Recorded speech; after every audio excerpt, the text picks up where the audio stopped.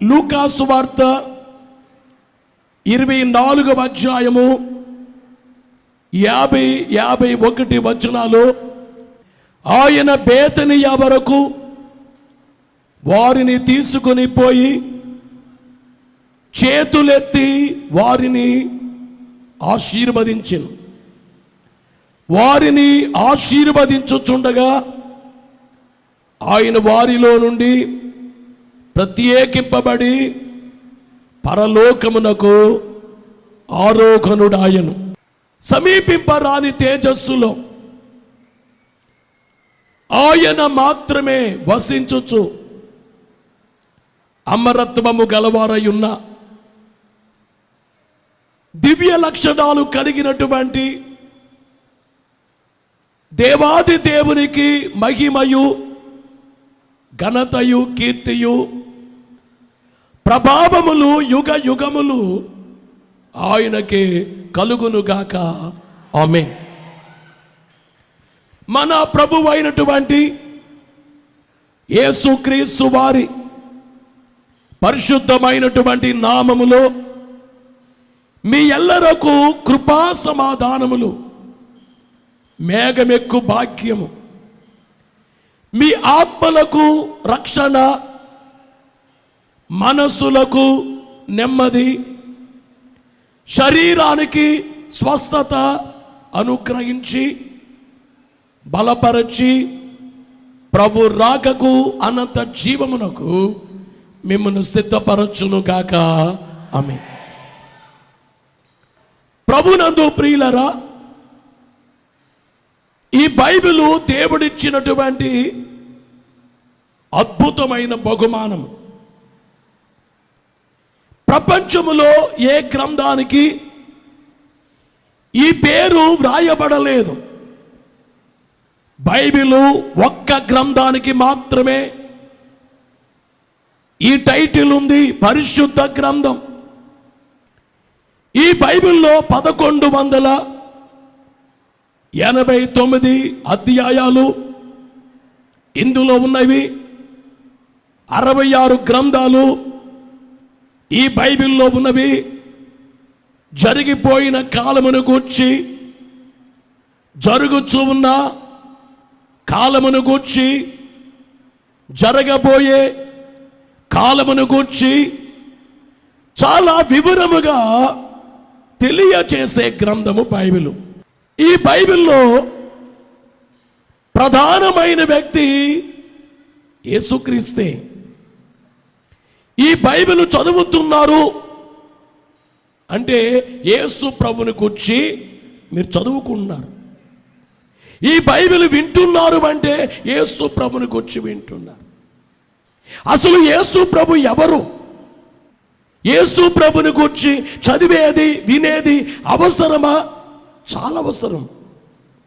ఎందుచేతనంటే ఈ సృష్టి యేసు ద్వారా కలిగింది కనుక.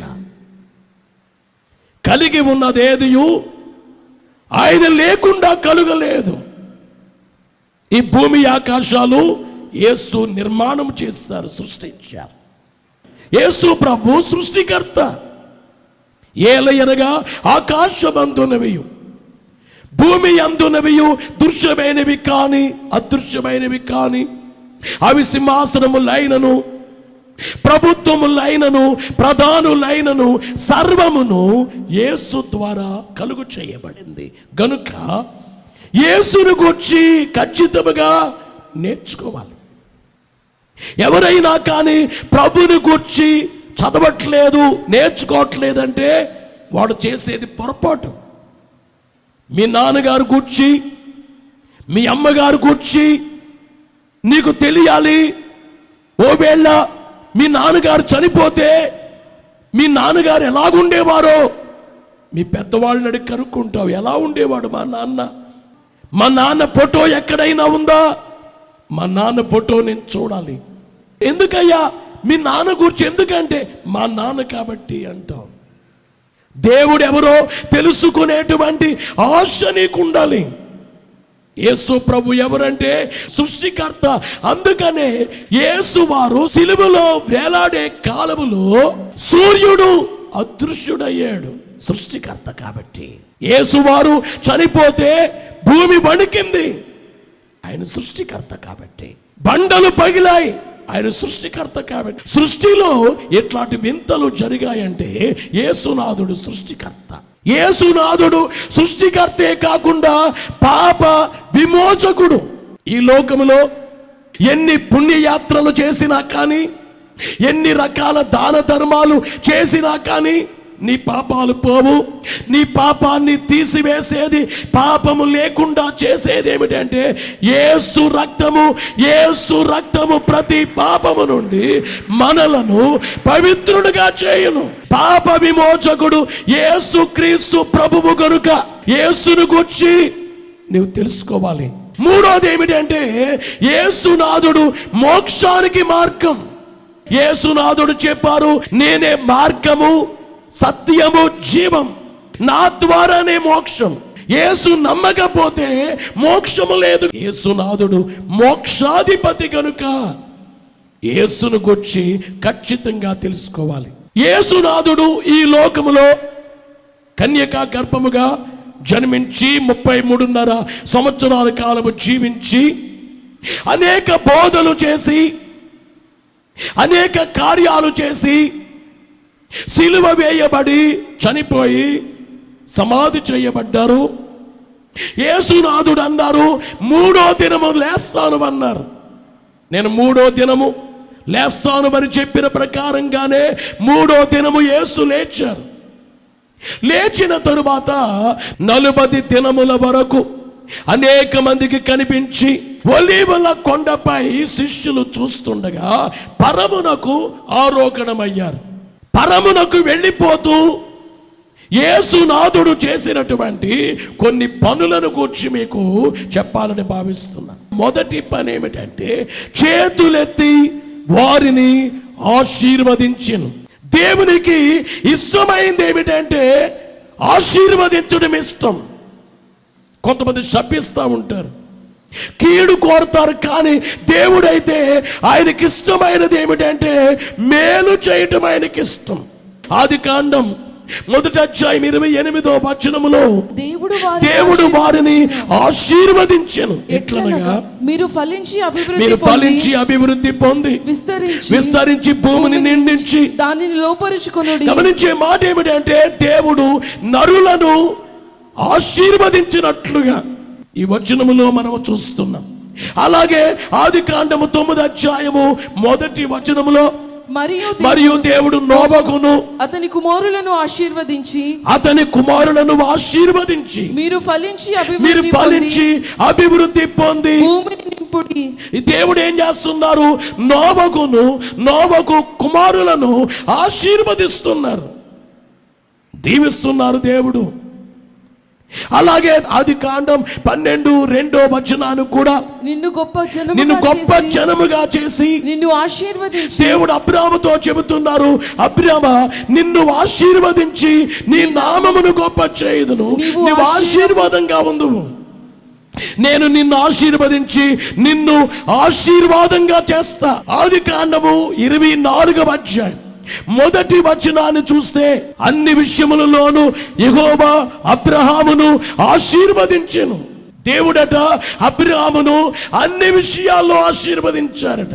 35వ వచనములో యెహోవా నా యజమానుని బహుగా ఆశీర్వదించెను గనుక అతడు గొప్పవాడాయెను.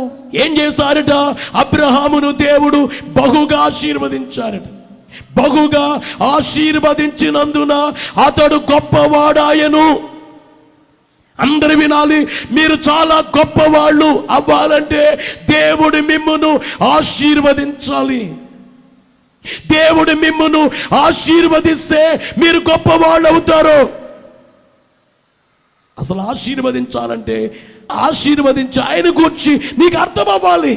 అందుకే ప్రసంగం బాగా వినకపోతే ఆశీర్వాదం ఉండదు. ఇంకా దేవుడు అబ్రహామును అన్ని విషయాల్లో ఆశీర్వదించినట్లుగా చూస్తున్నాం. ఆదికాండము 17వ అధ్యాయము 6వ వచనములో చూస్తే నీకు అత్యధికముగా సంతానము కలుగజేసి నీలో నుండి జనములు వచ్చినట్లు నియమించుదును, రాజులను నీలో నుండి వచ్చేదను. గమనించే మాట ఏమిటంటే దేవుడి వచనములో అబ్రాహాము సారాల విషయములో చెప్పేది ఏమిటంటే నీకు సంతానాభివృద్ధి కలుగు చేస్తాను, నీలో నుంచి జనాలు వస్తారు, రాజులు వస్తారు.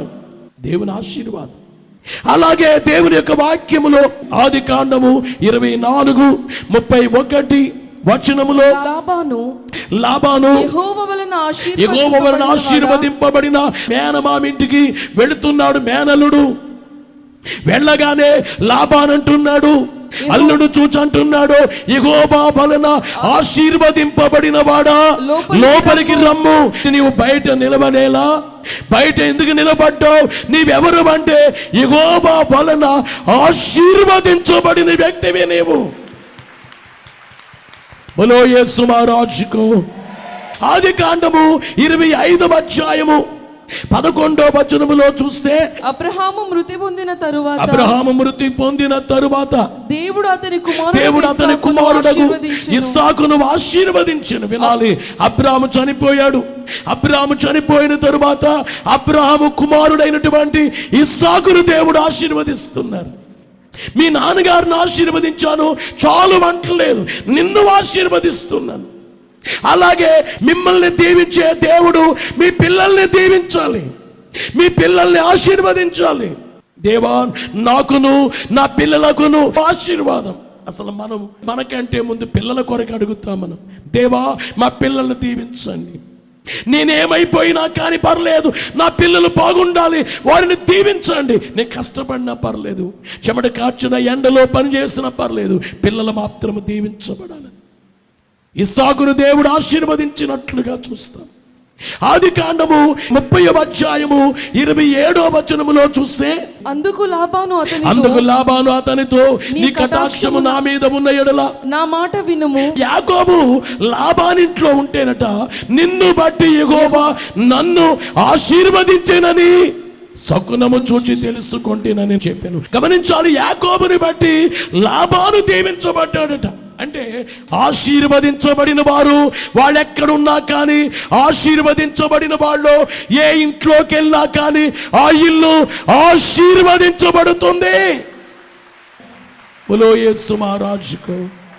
పెళ్లి కాని కుమార్తెల్లారా, నీవు పెళ్లి కాకమునుపు నీవు ఆశీర్వదించబడితే, నీవు మీ అత్తగారింటికి వెళ్ళిన తరువాత నిన్ను బట్టి ఆ ఇల్లు ఆశీర్వదించబడుతుంది. ఆశీర్వాదం నీవు అడుగు పెట్టిన తరువాత ఆశీర్వాదం పొందుతుంది.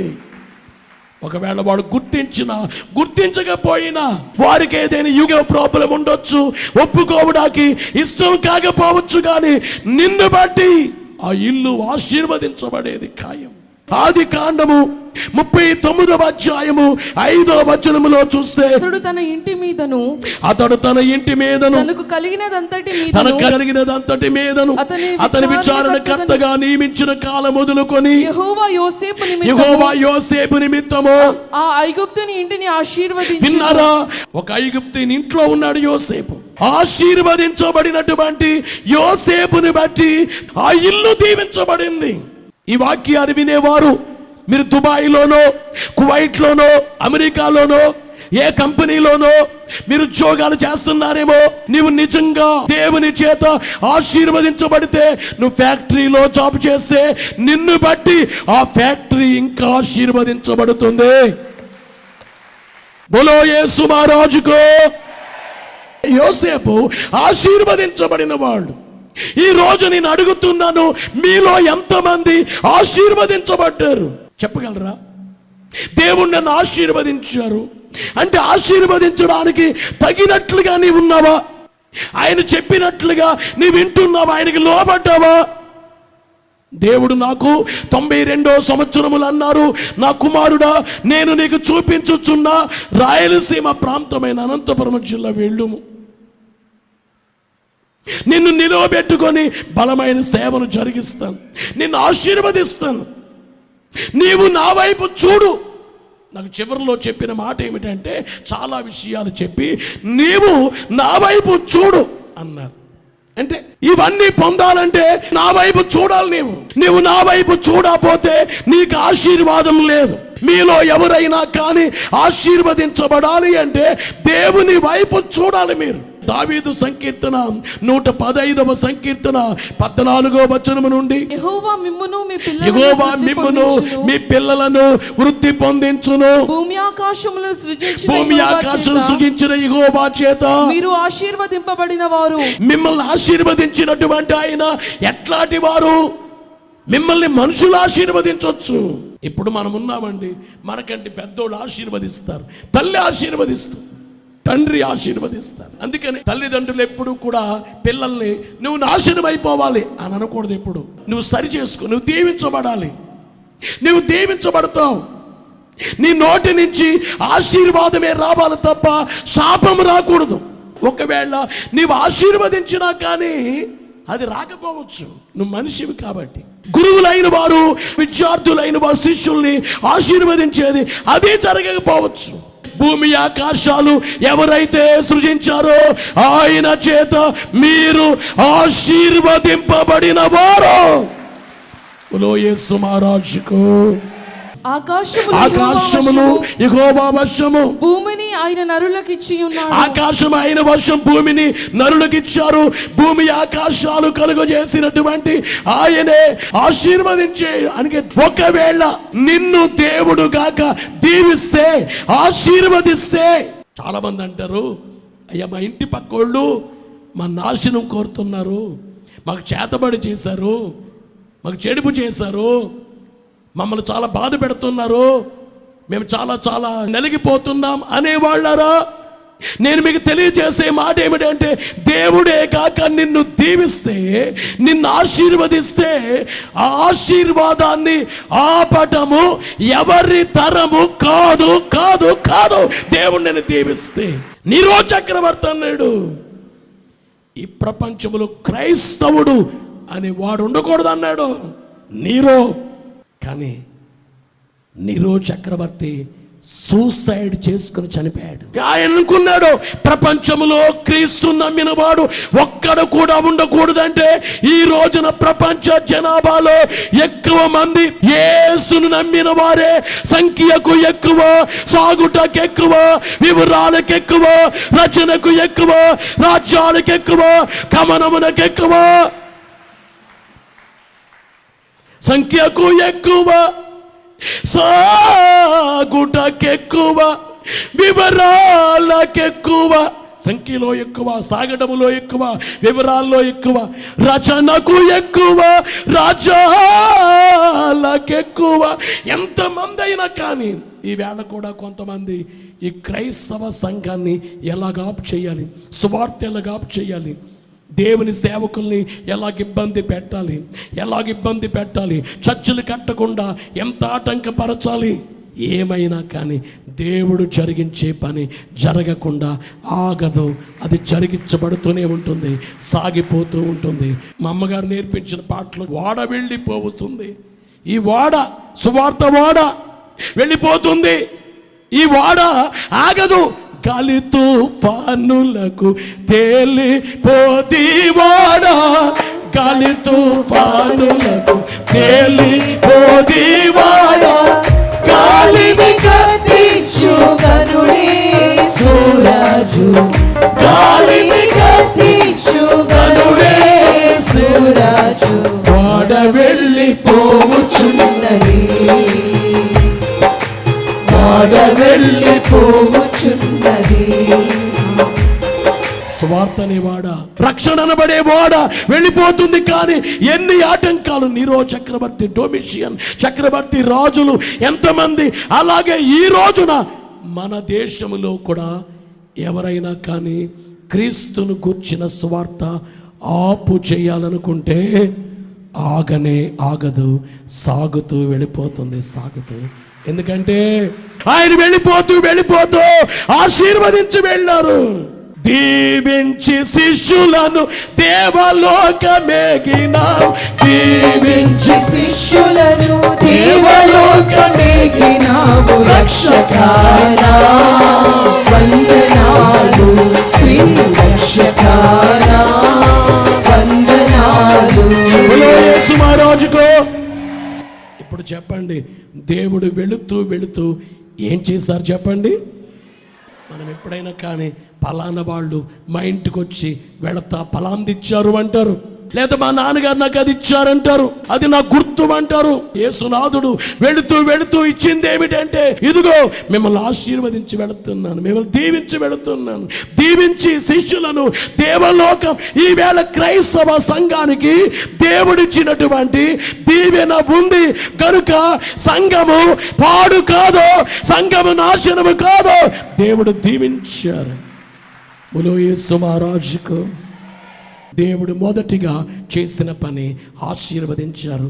ఈవేళ మీ అందరికీ చెప్పేది ఏంటంటే, నువ్వు నిజంగా నీ పాపాన్ని ఒప్పుకొని నీ హృదయంలో ఉండే పాపాన్ని యేసు రక్తముతో కడిగేసుకుని, దేవా నేను పాపిని, నన్ను క్షమించు, నేను దోషిని, నన్ను క్షమించు, అపరాధిని, నన్ను క్షమించు, నేను చచ్చిన వ్యక్తిని, నన్ను క్షమించు, నేను దేవునికి దూరస్తుణ్ణి, నన్ను క్షమించు, నేను చీకటి అయి ఉన్నాను, నన్ను క్షమించుమని.